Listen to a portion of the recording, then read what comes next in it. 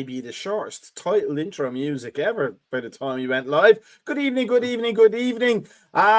Who invites you to take a 1 hour nap to get you rested, but then puts your fingers in a bowl of water so you piss the bed? It's us, the Thursday night podcast from the American Scouts of TV Shouldn't channel. fall asleep. Shouldn't fall asleep. That's what Freddy Krueger said as well. But and that's not us, because we're the handsome ones. And now, because it's us three with the BGs and the B and the G standing for bald guys, obviously. I Bagsy being Morris.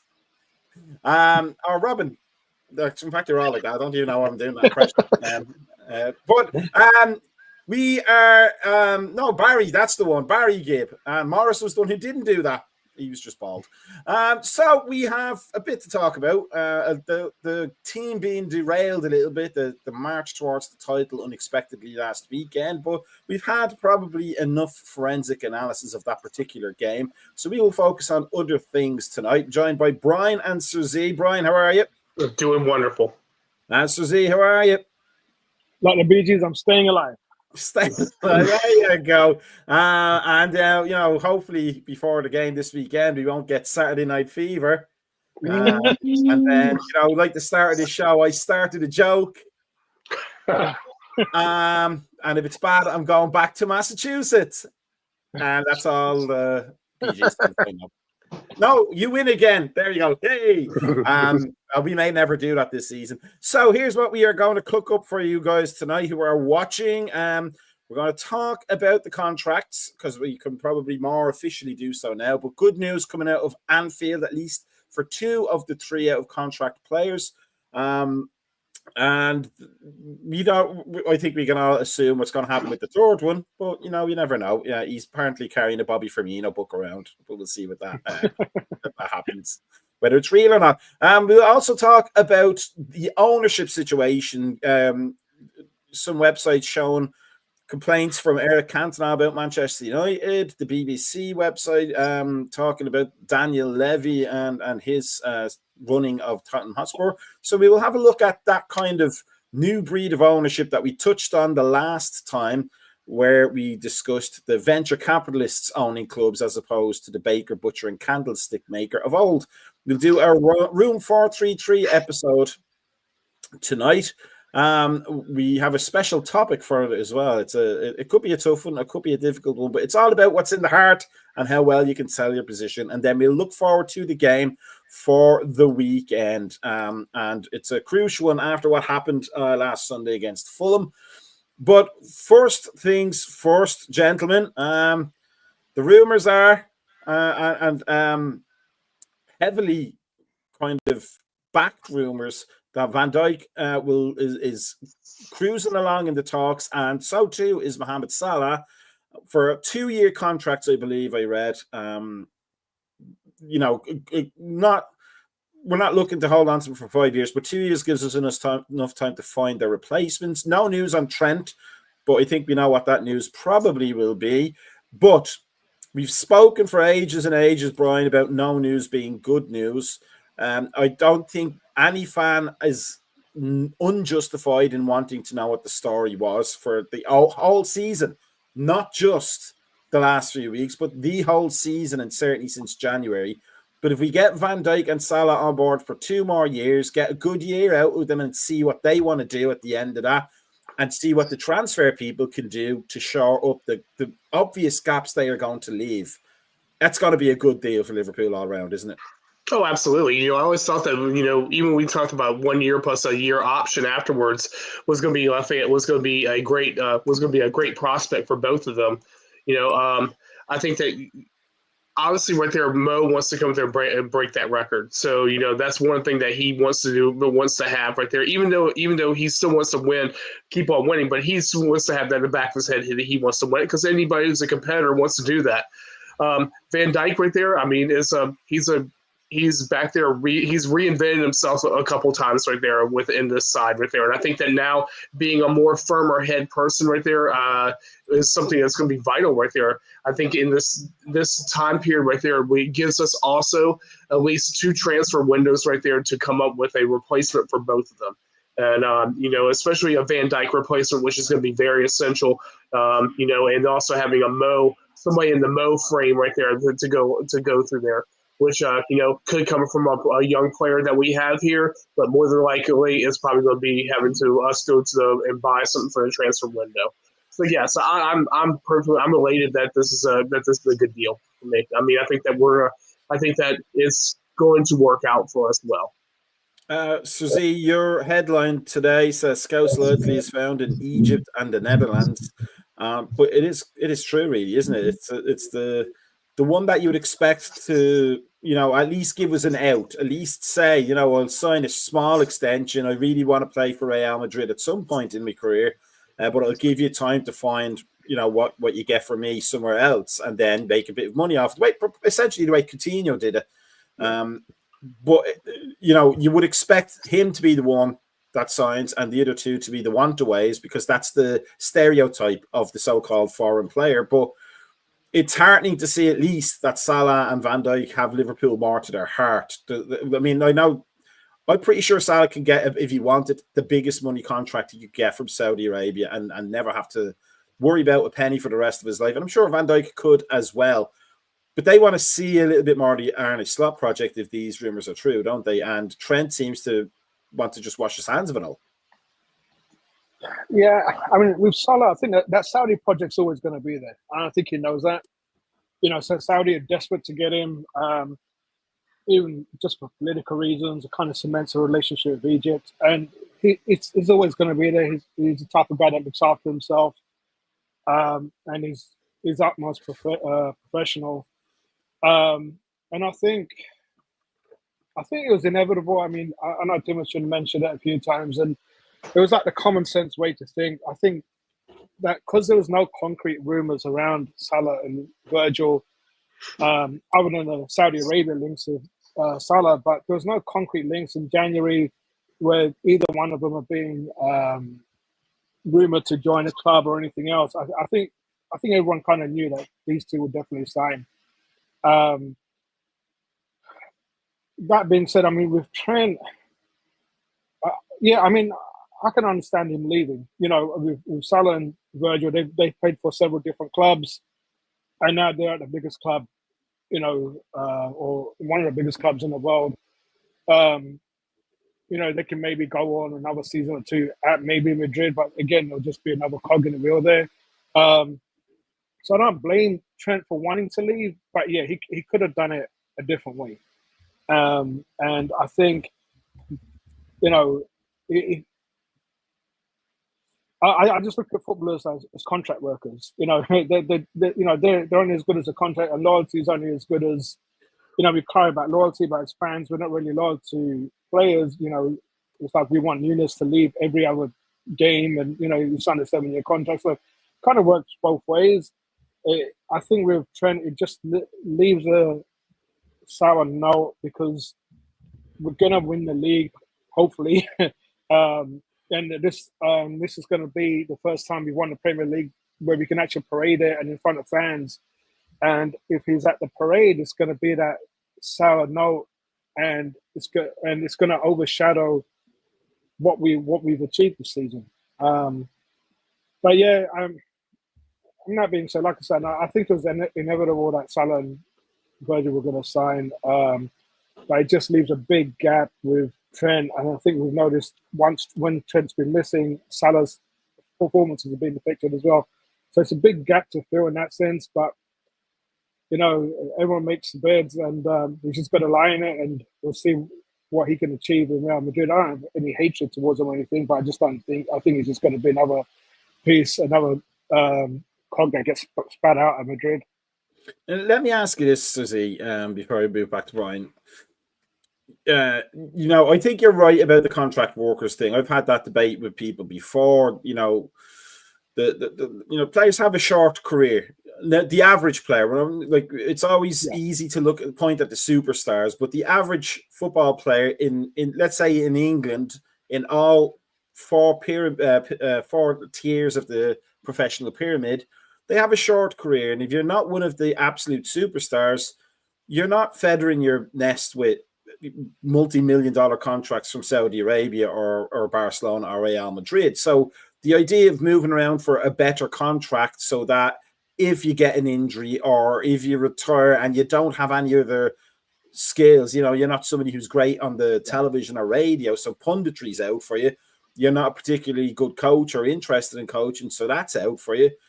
You can see movement, players wanting to move because they get an extra $100,000 a year, or they get an extra, win bonus or something like that can go into a well-managed retirement fund.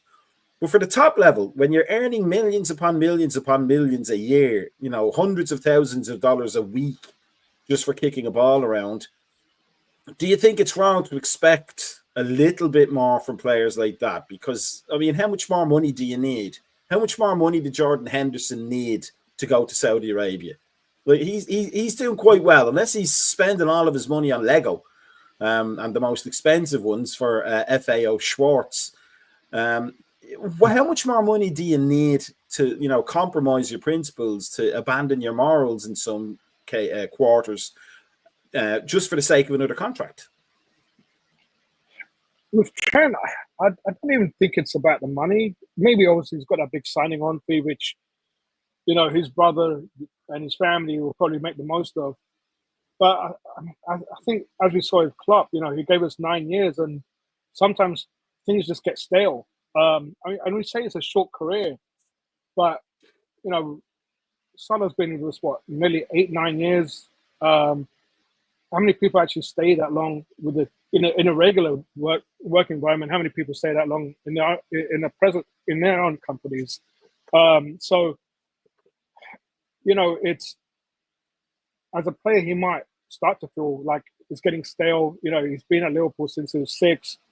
Day in, day out, and maybe just wants to change. And I can't begrudge him for that. I think there was a way that he could have done it.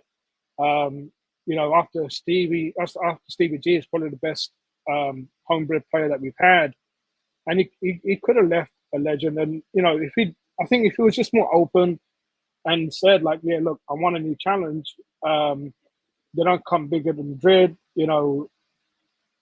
He's won everything at the club. He has given everything to the club. The seasons that we've won stuff with the league, you can't hide the fact that he helped us. He with all the assists and so forth. It's been a big contribution. It's been a big contribution to our success. But if he just came out openly and said, "Look, this is what I'm going to do," and I see some people are going to be upset. I just want to try something new, and just be a bit more human about it than kind of like hide behind cryptic clues and this. And it was just no need. You just be honest, and and I think we would have handled it better. It would have been a long goodbye, but we've had it before. But like Firmino, he left, but he left on a good note. And Matip and all the rest of them. All you had to do is just be honest. But yeah, so that's what leaves us out now. Good evening to Blake, and he is right. Make sure you're liking and subscribing, people. It's the only way that you're going to know what craziness we're involved in and what we're talking about.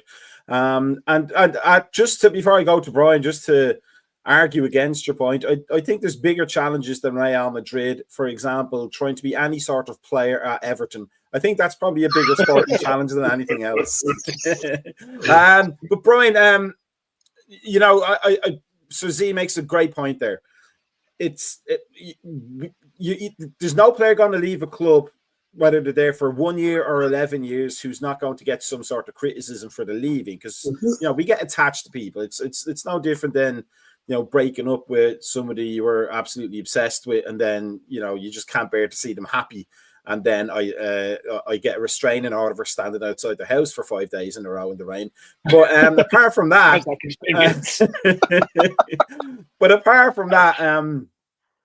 it is really the way Trent has done it, isn't it? It is the lack of it. It's almost the sly way of doing it, like stringing us along a little bit. And just to extend that analogy, it's like the person that you're in the relationship with has already found somebody else, but they're not quite sure they want to make that leap, so they're stringing you along until they decide the other person is more attractive, and then it's just you're done. Pack your stuff and get out my garden and bring your tent with you. Strange man. So it really for Virgil and for Salah, we wanted them to sign again because they're massive players. All three we wanted to sign, but Salah had come out frequently and said the club haven't spoken to me. Whether that was, I can't imagine Salah lying about that, and there's probably a miscommunication or a breakdown in communication there somewhere. But at least we knew where to put our anger and our ire, and it wasn't that Mohamed Salah. Virgil van Dijk came and said a few of those things as well that we haven't really discussed it yet, but he's a little bit more media savvy. I'm not going to tell you guys anything about it until there's something to tell you. But Trent was kind of stringing us along a bit, wasn't he? So last week with them, when we talked about this right there, I said that one thing Trent needed to do was actually go about and address these issues. He still hasn't. Still same thing, still quiet, still not saying anything about it right there. I mean, again, it goes back to what Sir Z said right there. There's right ways to go and do things. There's ways like you're saying right there that kind of like string the supporters along. And this isn't just a club. This is the supporters have been strung along through this whole process. I mean, and I think I hate to be the ones people out there to say that footballers owe their supporters everything, but in a way, right there, Trent owes us that actual thing to go up there and address this issue and say, hey, you know what? This is what is going to happen, and it could have been done last summer. He could have signed a new deal for like a 1-year deal, a 2-year extension or something like that, and then say, hey, guess what? I'm going to tell everybody I signed a new deal, but this is going to be it for me. I want to go find something new right there. This is a new venture. I mean, I know there's plenty of footballers who want to go out and leave England and then go and try something new, and that's understandable. I mean, there's nothing wrong with that. It's a process of how you do it, and it's like being honest with it. Well, honest, and that's the one thing it seems is lacked in this whole process is the honesty, like you said. I mean, going out and just saying, hey, this is it, thanks. I've done everything I can right there. I think I can achieve more in my career. I'm sorry I came there and said I wanted to be the captain of Liverpool. I'm sorry I wanted to do all these things a couple seasons ago and stuff like that. I changed my mind. I want to go do all this. And there's too many real weird things like there. Like getting rid of your agent. Just weird things that happen in this process. The change of a thing. Well, I want to win the Ballon d'Or. I want to do all these things. It's too many things right there. And it's like I said before right there. On Monday I said at our pre right there. Trent's got into his head, and sometimes right there when players or people out there in real world get into their head, they just kind of they're oblivious to what the actual real reality is right there. And the reality is going to be what Sir Z said right there. He's going to go to Real Madrid, and he's going to go through their meat grinder. They're going to go there and chew him up, and they're going to spit him out. I'm sorry. I mean, that's just the way that club is. It's been that way that was with players for many years. I mean, you can go back and look at some of their midfield right now. I mean, aside from Jude Bellingham right there, all these other midfielders are getting trashed left and right. I mean, with their play. I mean, I could probably name maybe 2 players on that squad right now who are 3 that are not getting trashed daily on Macka. Other than that right there, this is the whole squad right there. That Arsenal debacle this past year, that happened on Tuesday. Everybody came there and got basically blasted in there. Is Trent ready for that? I mean, because again, us as a supporter group coddled Trent a lot with a lot of things of the bad things that Trent did. The lack of defending toward his early career, the shrugs, the things like that. We kind of went ahead and hugged him and came there and said, okay, be okay. We'll go there and make sure you're fine right there. We hid him from the English media in plenty of instances right there. That's not going to happen with Macka. That's not going to happen in Spain. He's going to have to grow up a lot right there and face the reality that, hey, the world of being a footballer can be a lonely world. Let me flip the script a little bit, Suzy, and bring it back to Virgil and Salah. If they do sign the contracts, as it seems to be the case, that is a good thing for Arne Slot, isn't it? Because we know this is not his team, and we know he's probably going to want to bring in a few more players for the system he wants to play, which I don't think is a huge amount of distance away from Klopp's, but it's still different nonetheless. And we saw at the start of the season, a bit more possession-based, a bit more tempo-based. So having the top goal scorer and having the best defender in decades to at least offer a security blanket, that's going to be a huge thing for Andy Slot for next season, isn't it? Oh yeah, definitely. I mean, that's two experienced leaders that we can't do without. You know, I think out of the two, I think Virgil is probably the most important. I still, you know, despite the odd mistake here and there in the last couple of games, whatever, I still think he's the best centre back in the world right now. And he's reinvented himself, like Brian said earlier on. He's found a new way to compensate for his post-injury faults, and he's found a new way to still be the best defender in the world. And that's why, you know, when you have Alisson behind you and you look at the defenders that he has around him, you know, we had Robertson, £8 million signing from Huddersfield. No one else wanted to buy him for £8 million, but, you know, Virgil made him look like a world's best left back.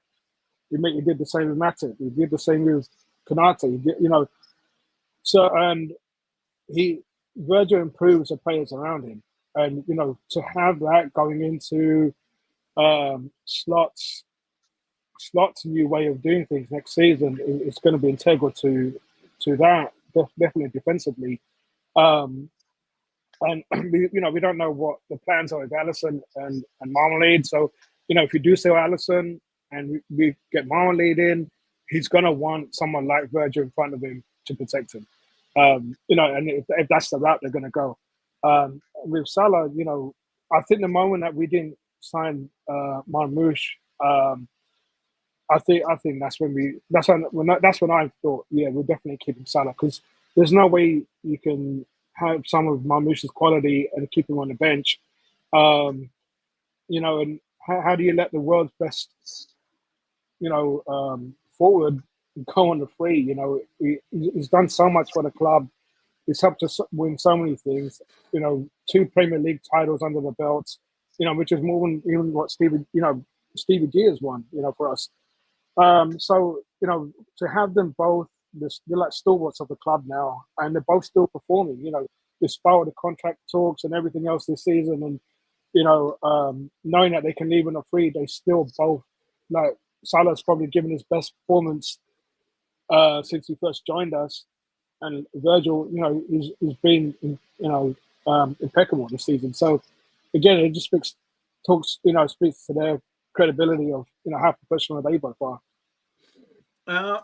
Just before I move on to the next question on this topic, before we wrap it up, you know, talking of contracts, not ones that are about to be hopefully signed, but ones that we have already signed. Mamardashvili, apparently Valencia wants to keep him for another year, and he said he wants to be there for another year because he doesn't want to come to Liverpool and sit on the bench and wait for Alisson to leave for him to become number one, which is essentially what Quiveen Kelleher is kind of leaving for anyway. But he's at a point in time where he's done that already, and he's ready to be the number one keeper somewhere.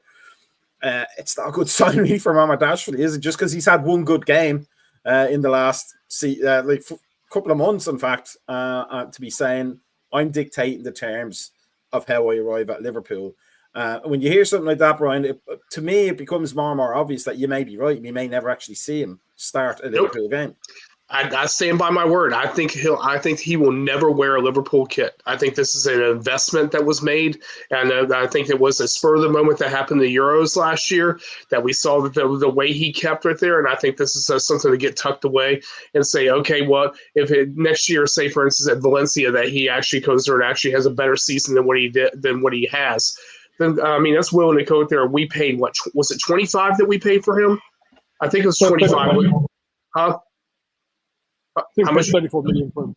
34. Okay, so if you come there and figure 34, even we come there and get him, we could probably at least make six probably off of him probably. So I mean, you're still gonna turn around an investment right there.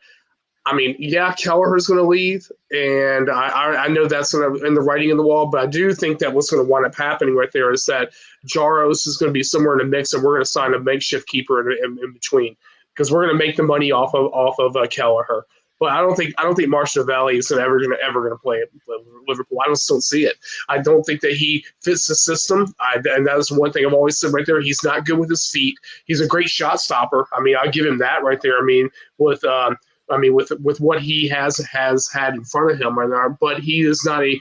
He doesn't come in there and distribute the ball the right way. There's just so many things that just don't work out right for this league. That he can't do. It's like going and signing like a keeper from the 90s and expecting that like a Van der Sar or something like that to come out there to go into this league right now. It doesn't work with the way the football does anymore. Just not to get into the stats debate again, but in terms of shot stopping, the save percentage was actually like less than 60% for much of the season under Valencia. I know he has a terrible defense in front of him, but that's it's certainly Kelleher has looked the better option as a number two. Just unfortunately, Kelleher doesn't want to be a number two, but he's paid his dues, so to speak. So he's probably earned a move to be the number one somewhere. But here's what I want to talk about, Suzy, just to wrap it up with Van Dijk and Salah. Let's say they do sign as all the signs indicate. And just let's play a bit of fantasy football for a minute. Let's say we get Isaac as the number 9. And let's say we get, I think Houston was the one that was being mentioned as a central defender, possible purchase. To have those two in the club for a year and learning how to play the Liverpool way and learning what the expectations are and maybe and hopefully meeting them would be a good way to hand off those two very important jobs, the goal scoring job and the goal stopping job, to the next generation, wouldn't it? Which we wouldn't have had they not signed a contract. We'd literally be starting from scratch all over again. So in a way, those two players signing gives us a chance to seamlessly blend the next the next format of the Liverpool team. Oh yeah, definitely, because we don't know where we stand with Konate either, because now we're going into next season playing this game with Konate, if he doesn't sign a new contract by the end of the season. So I think Konate will sign. I don't think he's a leader. And, I think if we get Hoyson, and I think there was one other central defender that we were linked with, if we can get two of them in, that would be great. And Kirk is on the left. Again, having Van Dijk and have Kirkland as a left back, having someone like with Van Dijk's experience will be essential. And with Salah and he's like, that'd be great for us as long as he's can stay fit. And we saw with Salah some of the best years he had was when he had competition with like Mane, and he had someone like Bob, obviously supplying him. So I think Isaac will make Salah maybe hit his prime level. I think Salah's still got another year or two in him where he can still just absolutely hit like peak. And I think some competition there will help him. I think having someone that he knows that for Liverpool to win games, we don't always have to completely rely on him. I think that will take some mental pressure off him, because as we've seen, if he's not scoring, the rest of his team aren't scoring unless goals are coming from midfield. Yeah. So, having that forward that knows where the goal is and can actually score, it will be great as long as he can stay fit. So maybe the contracts we have to worry about are the ones for Darwin Núñez for everybody else up front to help Salah, but that's a discussion for another day. So let's move on to the next thing. Here is a nice lovely picture of Tears for Fears, and there's Roland and Cork. In transfer times, you shouldn't have to sell your soul. Obviously Jim Ratcliffe and Daniel Levy. So we have spoken before about the different, ownership styles, the different backgrounds between like the old way and the modern Premier League. It is really venture capitalists and corporations and states and businessmen who are looking to make money from the game rather than grow a local club. Now, we don't do politics here on American Scouser TV because we all come from different backgrounds. So it would be, the shows would be 5 hours long for a start and we'd all get arrested. But at least, in terms of what's happening in the world this week with bubbles and up and down stock prices, etc., etc. My question to you, gentlemen, we'll start with Brian, is the bubble of venture capital ownership going to fall apart at some point? Is it going to pop when the fans, like we did with Gillette and Hicks, force the owners to leave the clubs and to be replaced by owners who at least look like they care? Because Radcliffe, we've discussed many a time in terms of what he's doing to cut money. And Gary Neville had that. I have to give the guy props. A great interview with him where he nails him to the wall, essentially, and asks him why the hell he's, cutting money in areas that are not really helping the team to win the trophies, which is what the club exists for. And Daniel Levy has just been a nightmare for every single talented manager that's ever rocked up at Tottenham Hotspur. And he's had some talented ones and was called out by one of them, by Conte, for, as long as the financial bottom line is being met, who cares about the trophies almost? To the point of sacking one of the biggest trophy-winning managers on the planet a week before a final where they lost the trophy. So is there a point where this is going to end, Brian, do you think? Or are we kind of stuck with this model until it becomes a very closed circuit, super world, galactic league? Only the rich clubs are allowed in it and the rest was just toddle off to watch rugby? Yeah, well, I mean, you're basically going there talking like the Super League right there with rugby. I mean, that's the future. I think as long as football's making money, and as far as it's going there is a venture, this is just a tip of the iceberg. I mean, it's what's going to become right there. I mean, you're seeing right there with Red Bull, for instance, right there buying Paris FC right there, and investing in that. That's just the way the future is going to be. You're going to have multi-tiered clubs right there owned by mass corporations that are going to go and merge into giant super leagues. I mean, the days are old with football of actually being contained inside of a country and that was your identity. It's going to be for the have-nots. That's it. I mean, that's what's going to happen. I mean, you're going to see it all the way across England, and just.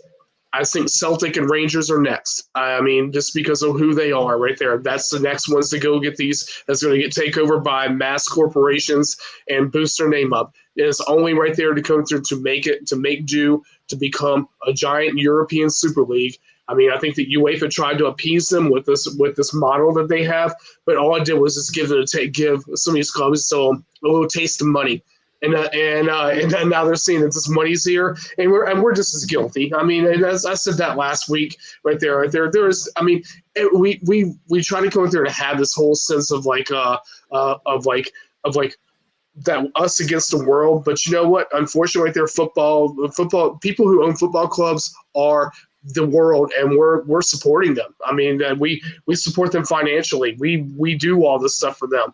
I mean, that's just the reality of the situation. I mean, they're there to make money, and that's what they're going to do. As long as there's money to be made, guess what? This is just going to keep on happening, and it's going to converge. You're going to see Super League matches in the United States. You're going to see them in Asia. You're going to see it's just going to go around like that, and it's not. And don't think it's going to be basically in Europe. You're going to see Grêmio. You're going to see all these Brazilian clubs. You're going to see International. You're going to see all these clubs right there who have names for themselves right there are all going to turn into this massive world Super League. And that's just the future. It's what's going to happen.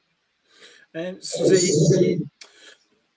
in terms of us, we have venture capitalists essentially running our club, but they've been a little bit more intelligent about it. They've spent money when they needed to spend money, maybe not to the degree that we wanted. They're using metrics to scout players and to sign players, which is not always the best way to do things. And they've taken care of the club, I think, overall. But they're almost a unicorn in that model, aren't they? The FSG. Most since Abramovich, at least. I know Cosy mentioned Blackburn and what was his name? Jack Hayward. Jack Walker. In the 90s. But even still, he was a local Blackburn guy. He wanted to make his hometown club a success. But the current kind of model of ownership it's not really about that, is it? It's literally about maximizing the money, which is essentially television money now, because you're never going to make billions of dollars on ticket sales each week, even across the whole season. So it's all about television money, which is where that Super League idea comes in, because if you get the exclusive rights to the Super League on television, you're going to rake it in cash. So is it the case that, for so long soccer has chased the television dollar, but probably shouldn't? It's like the dog that's chasing the car, doesn't know what to do with it once it catches up, and then finds out that the car is actually a transformer, and it's Megatron. It's turned around and out, wants to bleed you for everything it can get from you, because it'll peak soccer, it'll be a great money making. There'll be a balance. There'll be a needle point where the balance is the owners are making the maximum of money they can make, and the fans are getting the maximum enjoyment they can get out of it. But at some point, the needle falls, and then what's left? Because if it goes wrong, it has the potential to destroy the top level game, at least, doesn't it? Or do you think so? I think basically 10 years we're all going to be Tranmere Rovers fans, is what I'm saying. No, I just think that football is it's got so much money still for at least another 20, 30 years. But we're just going to have people just keep milking them out. And I think winning tournaments and everything else, I think that only matters to fans. I don't actually think it matters to owners anymore. I think with these, like, you look at Daniel Levy, he owns nearly 30% of Tottenham, and the Joe Lewis family own the rest of it. I don't really think they care if they win a trophy or not. So for them, it's making money off this, ticket sales, like Taylor Swift concerts and NFL off the stadiums and everything else. So, it's that, and they, do you win a, League Cup and get like what, $2 million like reward money, or do you make like 20 million of selling NFL rights or having NFL rights? And so Daniel Levy is never going to leave Tottenham, no matter how many fans protest or anything else, because he's making money for the club. I think winning trophies and everything else is just a way to appease fans, and it's just, you kind of blindly think that the owners really care about winning trophies, but they really don't. I mean, as long as you get to the top 4 or even top 5 now in the Premier League, you're just going to be making money for every game that you play. And you look at how much money Champions League is given to Liverpool alone, just for all the games that you played. And I think once it gets to that stage where all these streamers have, hit the maximum price of what they can pay for us, I think it's only a matter of time before clubs start selling pay-per-views for their own clubs. Mm-hmm. So, like, Liverpool have their own pay-per-view, and so all that TV revenue money will come to us, and we don't have to split it with anyone else. I think if anything, it's going to be the lower league clubs, like your championship clubs, and going down. I think eventually they'll become extinct because they're not drawing enough money in from the TV revenue. Without that TV revenue, they're not going to survive. And I think the top clubs are going to just monopolize all that money. And I think that's the way it's going to go. It's going to go pay-per-view. And I think FSG tried to do that, or they're trying to push for that a few years ago, where, we want the majority of the TV money because we're the ones who are attracting the most amount of people. So, yeah, I mean, I think there's still a few more decades left before the honeypot runs dry. And you look at what these World Cup competitions and the amount of reward money they're giving and so forth.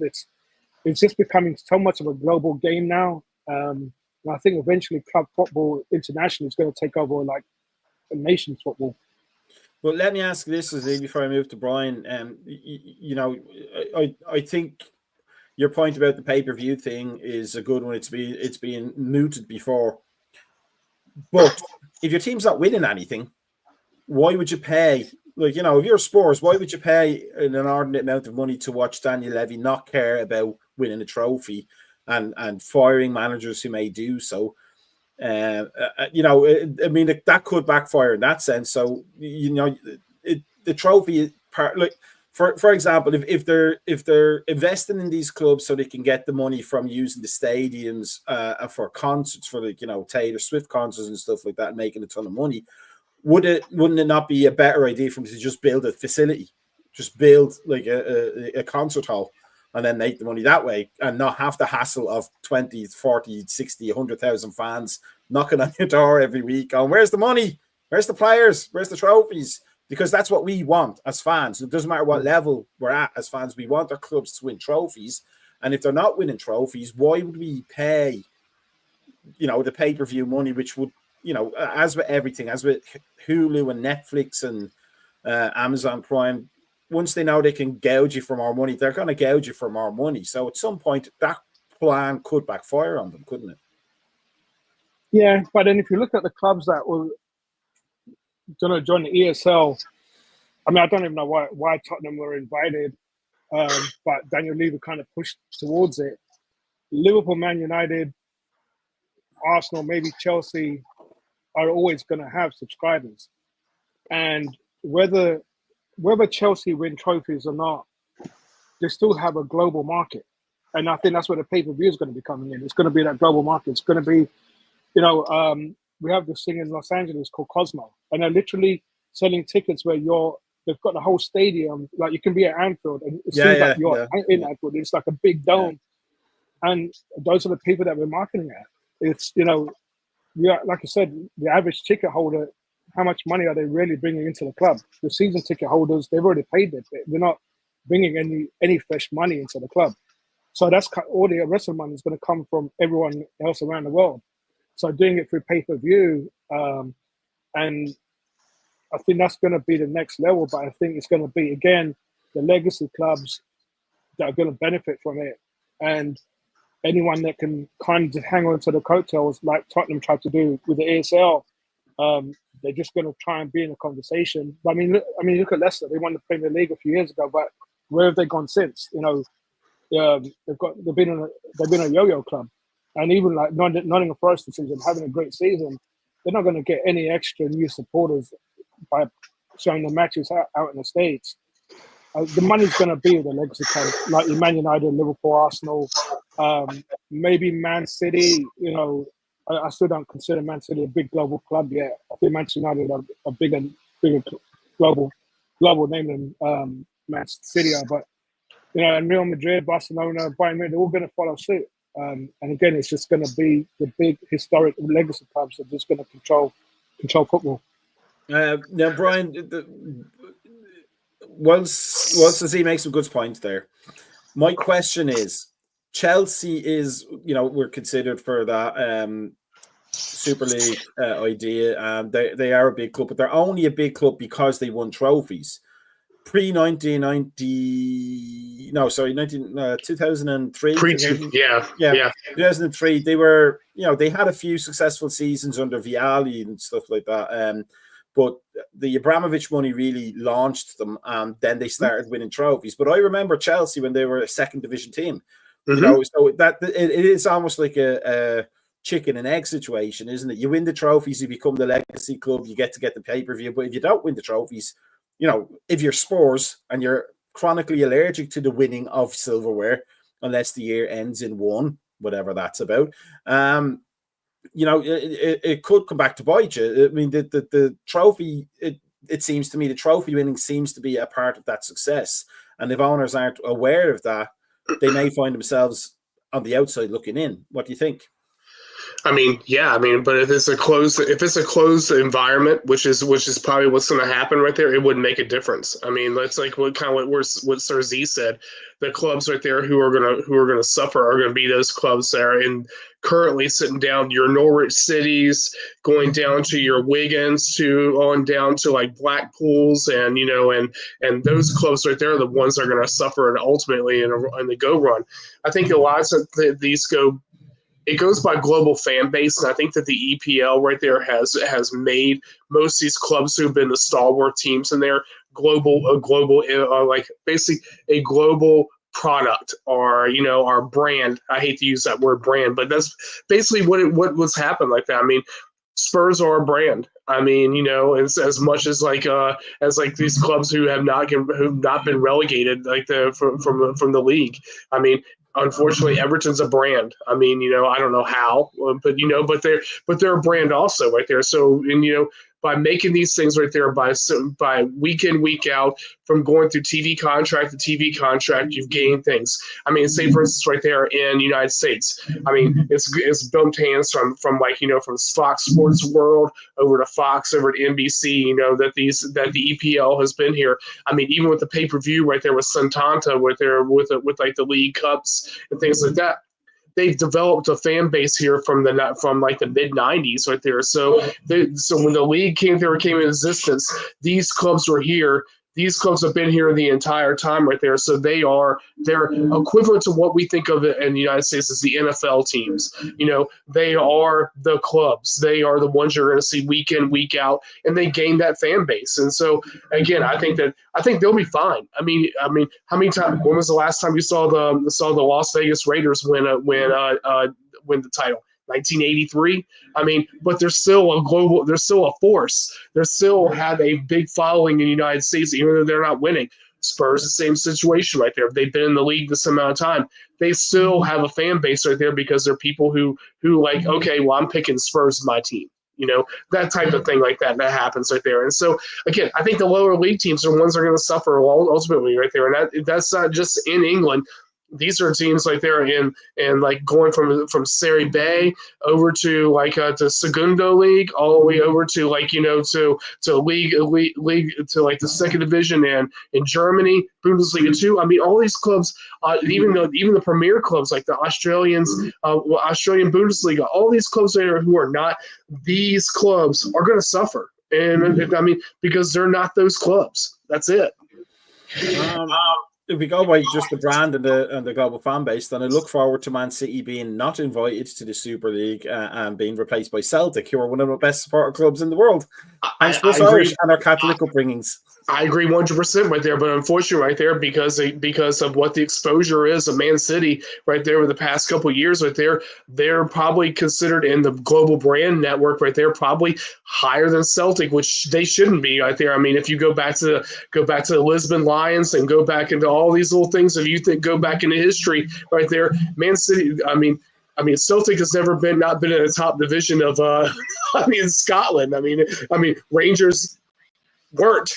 On their own vices right there. But City have been back and forth to the third division a couple times. I mean, so if you want to go back there, it goes back. We saw about Chelsea. Chelsea being even in the Premier League era, we're a mid-table club.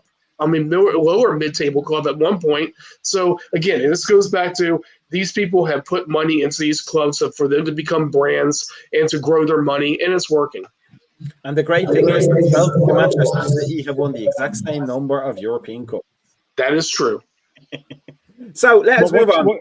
Go ahead, Susie. What Chelsea did, what was smart once Abramovich came over, was they set up a scouting network in Africa.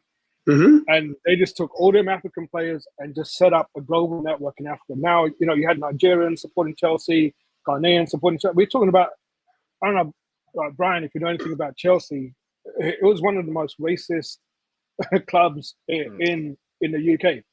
They used to have a thing called Chelsea Smile, where they used to go looking for black people and just cutting their mouths and putting a credit card in it. Like it was just horrible. And that was back in the 80s. So now they set up, with a global fan base, you've got Africans supporting Chelsea because of Essien and Jeremy and all of them. Like they were smart. And that was, by putting out the scouting network all around the world, that's another way of bringing global recognition, to these teams. Like Chelsea were the first, Chelsea, Man United were the first ones to do it. I think Peter Kenyon probably had a lot to do with it. But it's, but yeah, that was the point I was making with Chelsea. And meanwhile, Everton were patting themselves on the back for setting up their soccer schools in Azerbaijan. So let's go on to the fun part now. It is room 433. The topic this week, it's not apparently a tough, but it might be a tough sell, and that is the lads have to pick a trophy-winning Premier League season where Liverpool have won a trophy and throw that into room 433. So with a season where we've won a trophy, but you would much rather not see that season ever again if possible. Some picks seem obvious, but that's not the battle. The battle is you have to convince the other two people to agree with you. If it's a tie, then you get to go and have a second go at convincing us. Another bit of a sale. But if we both agree or disagree on whether your choice goes in, you get to either keep or dispose of that season. So we've won a fair few trophies since 1993. We won the League Cup in 95 to start us off. We've got several League Cups. We've got 2 Champions Leagues, a Premier League, a couple of FA Cups in there, UEFA Cup, a couple of Super Cups as well. So there's plenty of trophies there. We don't want like an average of a trophy every second year. And here we are complaining sometimes as Liverpool fans about our lack of success. But Brian was the first one to answer, because the Discord message got to him on the same day it went and not 3 days previously, like Susie. He had to wait to catch up. But Brian, tell us what your season is, what trophy you won, and why you want to get rid of it. 2011, 2012. That'd be the League Cup, and the manager would be King Kenny. I wouldn't get rid of it right there because it really didn't mean anything. It was kind of like, it was just basically we wound up getting rid of Kenny at the end of that season. It was kind of like a last farewell kind of thing. I think it ultimately showed that Kenny, as much as he had come there and revolutionized the game in the 80s right there, that the game passed him. And I think that, in that process, yes, we went to the FA. Yes, we came there, progressed far in the FA Cup. Yes, we came there, won the League Cup. But I think ultimately right there, it showed a tired entity of our entity of a manager. And I would like that. And I think that was it was a farewell to Kenny, but it was kind of like, oh my God, this maybe we need to move further on from this type of model, and that's why that season has to go for me. Now, let us put some context on that, because Kenny came in half a season before that to replace Roy Hodgson, and I don't think anybody who we ever have on this show who was around and supporting Liverpool at that time will disagree that Kenny Dalglish coming in after Roy Hodgson was one of the freshest of air breaths that you could ever take, because it was just miserable under Hodgson. Yeah. From the football played to the results to the way he dealt with the media. And Kenny Dalglish was no media darling. He could handle them like a juggler handles tennis balls. But he did it with a wry humor. That we could all, as Liverpool fans, laugh at. How he was always, what was that Sky Sports reporter he was always taking the piss out of? I can't remember. He always had it in from. But Hodgson was just mean. He was just vicious and just surly and didn't represent the club well. So Kenny Dalglish coming in at that point in 2010, 2011, 2010 was an absolute breath of fresh air. If you were an old geezer like me, it was great to see him back and get. If he'd have just had that just half a season and then rode off into the sunset, it would have been the bookend to how he left in the first place at Liverpool, with all the stresses that went with that, with Hillsborough, etc. But here's my question to you, Brian. Here's my challenge. And Sir Z is welcome to bring a challenges as well. It's easy to say that the game passed Kenny Dalglish by, but Kenny Dalglish famously never coached. Not in this first period, not in the second period. This first period, it was Roy Evans, and it was pretty much mostly Roy Evans, because he was the innovator, as we saw when he took over himself in the 90s with the 3-5-2 formations. And just because there's no Cosy, I might throw in my hat into the ring just for an exceptional week to balance it out. But Steve Clarke was the coach. and he was the one with the tactical ideas. So would it be fair to say that the game passed Kenny Dalglish by, or would it be more fair to say the game passed, not past Steve Clarke by, but he has a definite philosophy that he has shown ever since, which is the exact same defensive football that we were playing in that full season. Would it be fair to put that on Kenny, or do you think Kenny, basically said, okay, that's how we're going to do it? I mean, I think also like that. I mean, because if quote me wrong, that Steve Clarke actually is from that same Jose Mourinho type of school right there, thought processes right there that Brendan Rodgers came from. So yeah, I mean, even though Brendan Rodgers is a little bit more offensive minded with it, I mean, but Steve Clarke still did that same thing where he bundled down and defended. I think the problem with that happened with it is that yes, the defensive right there, but I think there was some like a lack of innovation that came through and happened in that season right there. And I think that was where I mean, this is what Suarez's first season that he was with us fully in that on here, because I think what did he pick up in the prior year, the prior January transfer window? Yeah, 2010 January. So it was him and Carroll.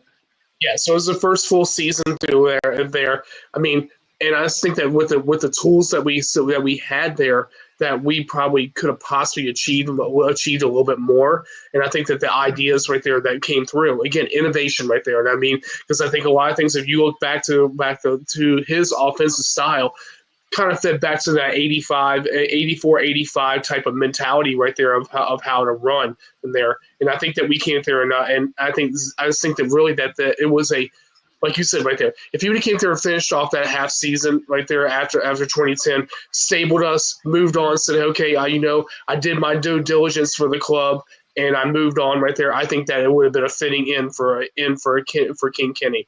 And then we could have came there, went to a different manager. I think that was, say, a little bit too long. And toward the end of that season, he looked tired. He looked like he was done. And he looked like he was spent. And he didn't look like the same type of manager that took over in December of 2010. He looked like probably about 5 years older. We may say, anyway, just looking at 84-85 style of football, that the efficient machine that Liverpool had become. But he also brought about the 87 to 89 team, which played some of the best football England had seen, like attacking wise. So we got to bear that in mind. But Cizzy, do you have any thoughts on it at all? Do you have any challenges for Brian? No, that would have been my first. That was my first pick. Yeah, well, you should have answered the Discord thing quicker then. Shouldn't you, time machine boy? I didn't get the notification. Yeah, that's because you were still in Wednesdays. We're on Thursdays. Yeah, I just found out about the Fulham and Liverpool result. From last year. Yeah, from last year. No, I agree with Brian. And, I look at the signings, Charlie Adam, Downing. I mean, these were signings that Kenny Dalglish signed off on. So I do think the game passed by. Andy Carroll, he had a big say trying to get Andy Carroll in. And yeah, it's, obviously I love Kenny, growing up watching Liverpool play and, and obviously the first player manager to do the double and watching players like Barnes and Beardsley, Aldridge, they were great times. And I think hindsight, even towards the end of his little half season, everyone wanted Dalglish to stay on.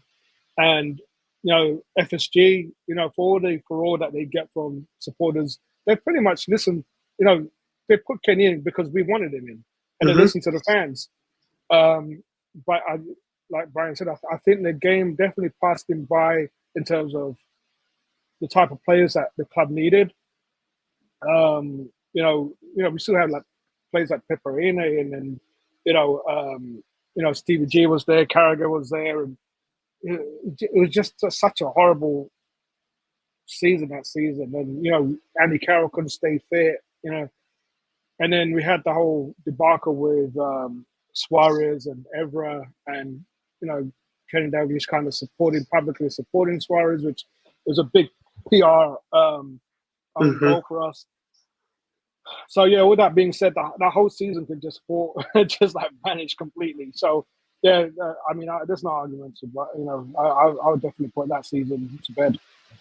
I think I should have probably said except for that season when I sent the thing, because we were all going to pick that one. I think we were all going to pick that one. But I think that 2011-2012 season is going in into room 433. And if it had any benefit, it did get us Mr. Character. And one of the funnest seasons 2 years later that I've ever experienced, even if it didn't come to anything. But that season has definitely gone into room 433. So well done, Brian. You get another point on the board. I'm going to throw mine in because I don't have points on the board because I'm the judge and I get to do these things. But I was looking at it. I would have picked that season too, but for a completely different flip, the 94-95 season. Oh my God. Like that's Suze's. Oh man, yeah, you gotta have to think quickly. And the only reason I would pick that one is I should have let you pick first, but now you have to think. Is that team promised so much. I looked at that lineup again, the 3-5-2. It looked like it should have exploded. McManaman was on fire. We had McAteer was playing for Bolton at that point, wasn't he? You had Rob Jones and Stig Bjarnaby as wing backs. Like Bjarnaby was a solid wing back, and Rob Jones was just a revelation. But we looked like we could challenge Manchester United for the league if it all came together. And then unfortunately we had probably the nicest manager you're ever going to come across at Liverpool in terms of just sheer personality. And that's not how you win in football. You got to be a nasty bastard. And Roy Evans just wasn't it. He's just a better coach than he ever was a manager. But that's what I would have put in. But apparently so with Sir Z. So we have to make Sir Z think on his feet now. So let's see. I may have... There's the 2006 season simply because it was the Gerrard show that season. Really, that's one I was looking at. What else did we have that we won a trophy on? Maybe I would even put Klopp's last one.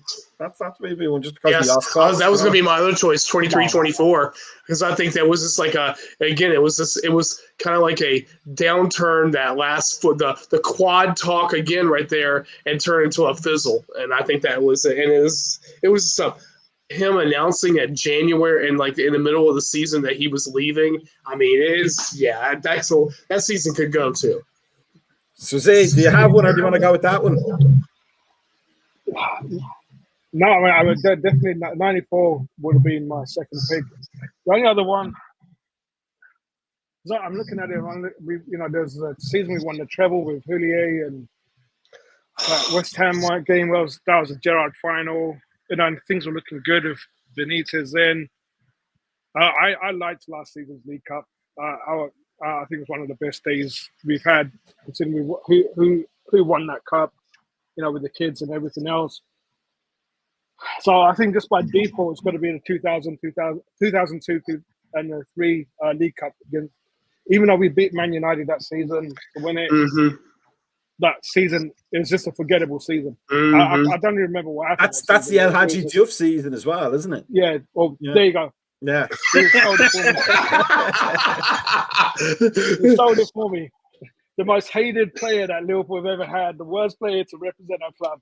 So that alone, I'll sacrifice that League Cup win over Man United just because of Diouf. And then just for context on that one, if you remember correctly, we actually started that season really well. The first 13 games, I think we were top of the league at one point, and then it just fell apart. And we couldn't buy a win from like October, November till like the middle of February or something like that. Something ridiculous. Something like really weird like that, yeah. Forgettable season. I think Owen got injured. Heskey couldn't stay fit, and Hadji Diouf was the forward. I mean, never gonna win that. And then Milan Baros with his head tucked down the entire time, right there, just running. Yeah, that's true. Yeah, and a spiky haircut. But I'll tell you a quick story on that season. This is why I would agree with you, Suzy, is that I was doing a coaching course. I was in the UEFA B license actually at the time, and the coaching instructor, who was one of the Ireland assistant managers, but Jack Charlton was in charge. Our last day was on that final day, and if you remember correctly, Sky, I think, had the rights to the live game, and ITV showed it 2 hours later. So it was going to be shown on ITV at like 5 p.m. So we were hoping, we were saying, like, don't tell us the score, because we were all a bunch of Liverpool and United fans, and we were all going to go home straight after the course and then watch it. And then he came in and told us the score. which is great for us Liverpool fans, but I didn't want to know. Yeah. Because it's not the same when you watch the game and you know the score, like for a cup You final. spoiled it until you see the goal. Spoiled it, yeah. He spoiled, and then he failed me. You have to go do it again the following year. That's swine. But yeah, no, I think I'll give you that one. That was a weird season as well, and probably that was the season after Houllier came back, wasn't it? 2001, 2002 was the heart attack season. Yeah.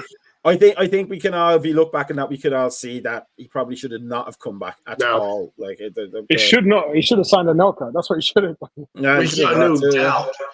But yeah, that was the, because we all put our hope into Gerard Houllier because he did what he said he was going to do.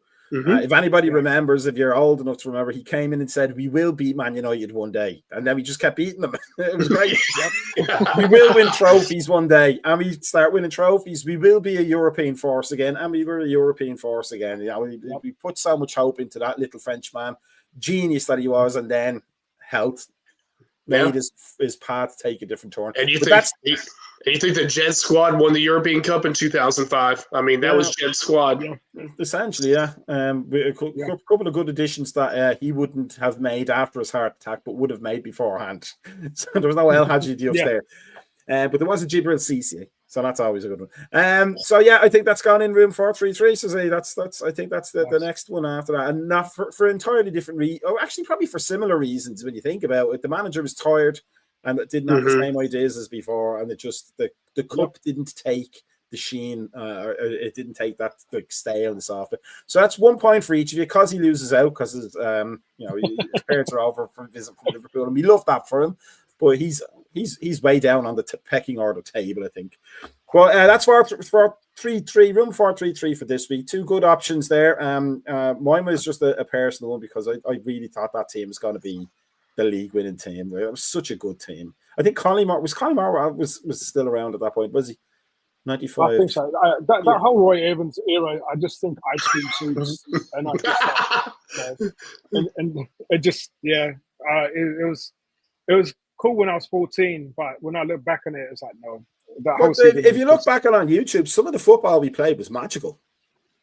It was absolutely magical football. When Redknapp was on form and Van, that's why I put it in, because they weren't on form at the same time regularly enough.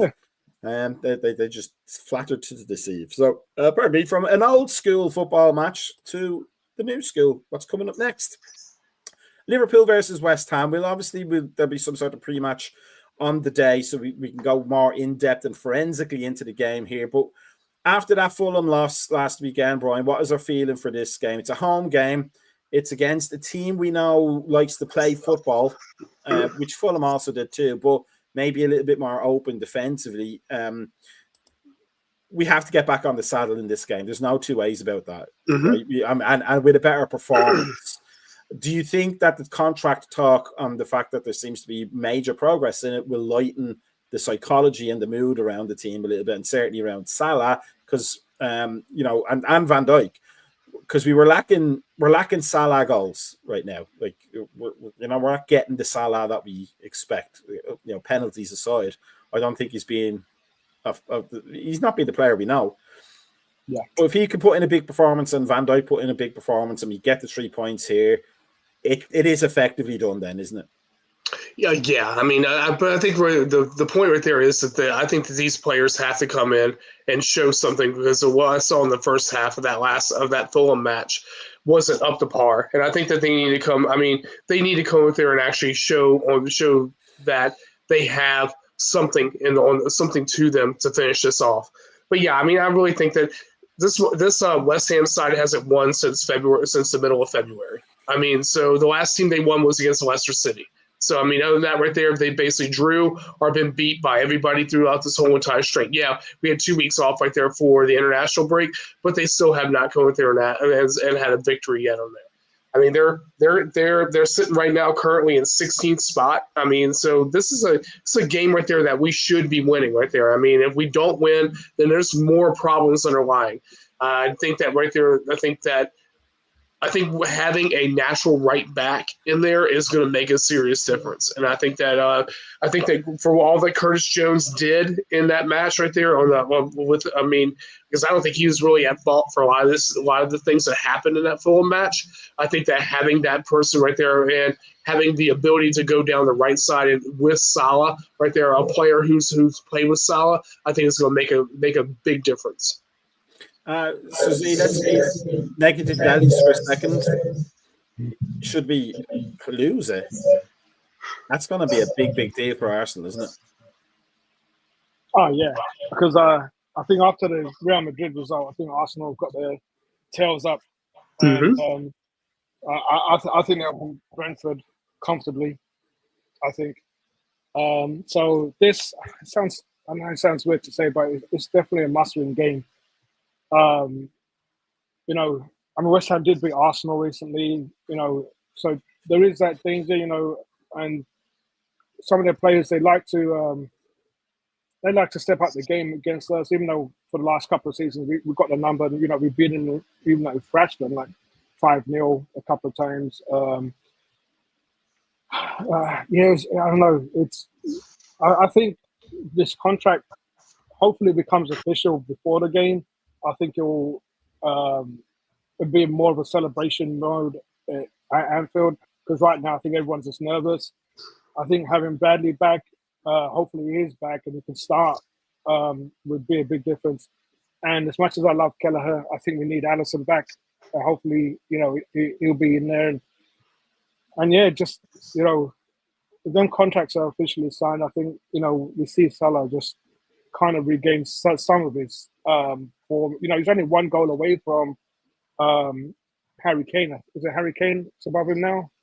Yeah, so he just needs one goal just to, get him started again. And yeah, it's.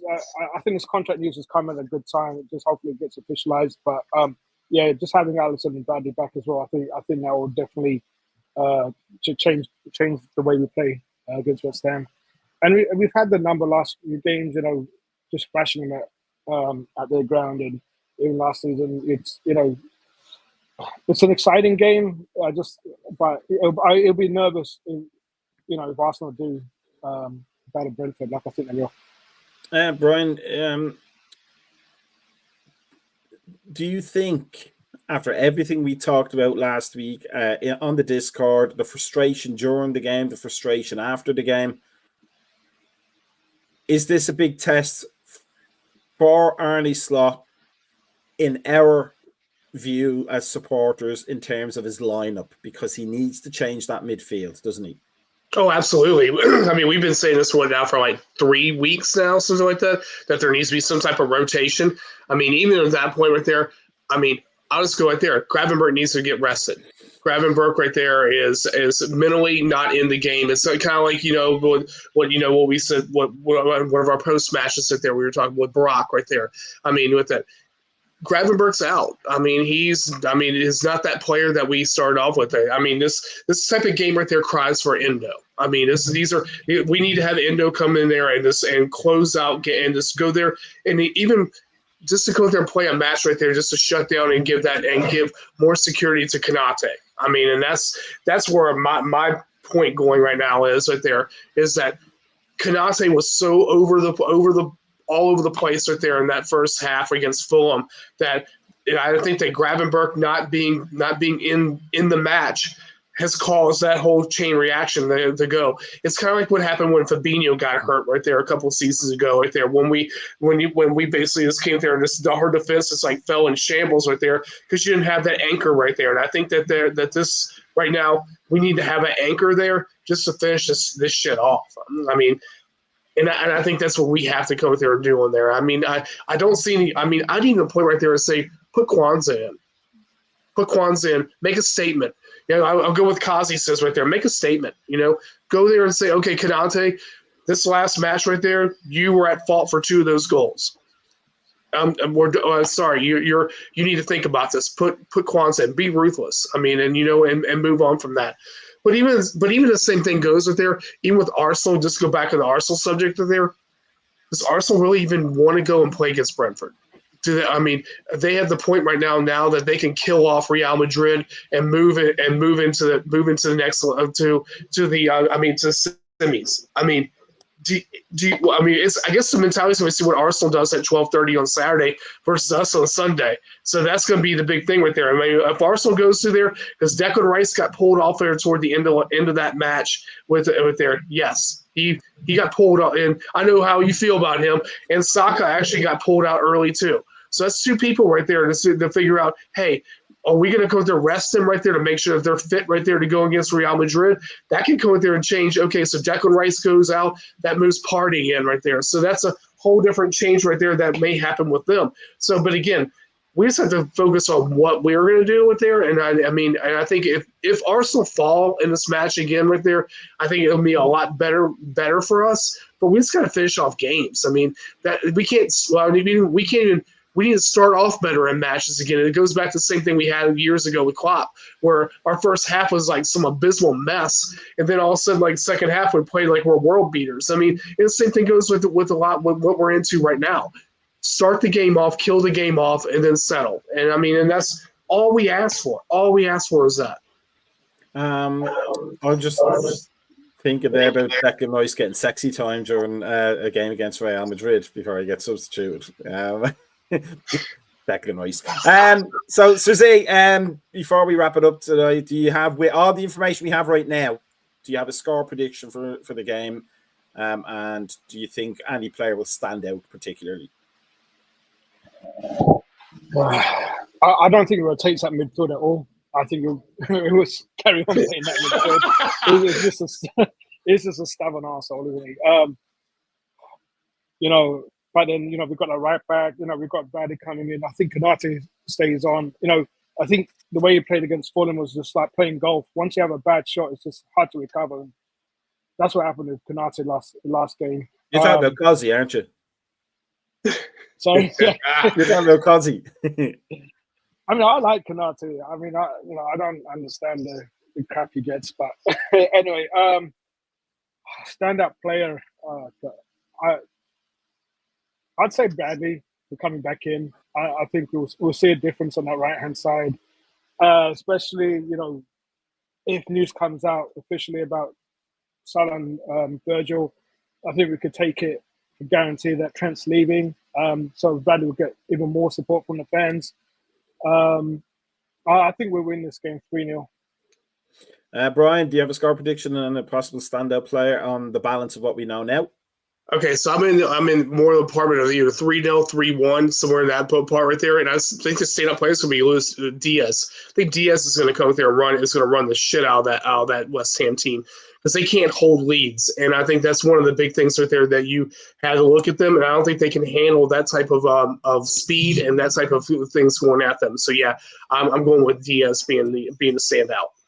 Alan says 2-0. Do you know who else can't hold leads? Untrained electricians is who can't hold leads. I'm gonna go for a 4-0. Darwin Núñez hat-trick. It has to happen at some point, boys. It has to happen. In another league. Yeah. With that said, though, it's time for Beddy Boys for us. But make sure you're doing these things because they are important. Follow us on YouTube, like and subscribe, and make sure you know when our next programs are on, such as the Morning Coffee Show, which will be on tomorrow morning, and the pre-matches and the post-matches and the watch-alongs. If you do the same thing for Facebook and Instagram and X and Mastodon and Blue Sky, you will also get the same information. It's all important. But for us, the bald guys, the BGs, we will see you next Thursday. Hassan says 3-0, and Chiesa will score. That would only be possible if he gets on the field, but let's hope he does that because he looked good when he did. And one day we'll find out what that's all about. But for us, have a good weekend, enjoy the game, and stay safe out there. And by all means, send us lots of cash, particularly me, because my wife needs shoes. We will see everybody. Have a good one. Here is the funky music. Peace out, everybody.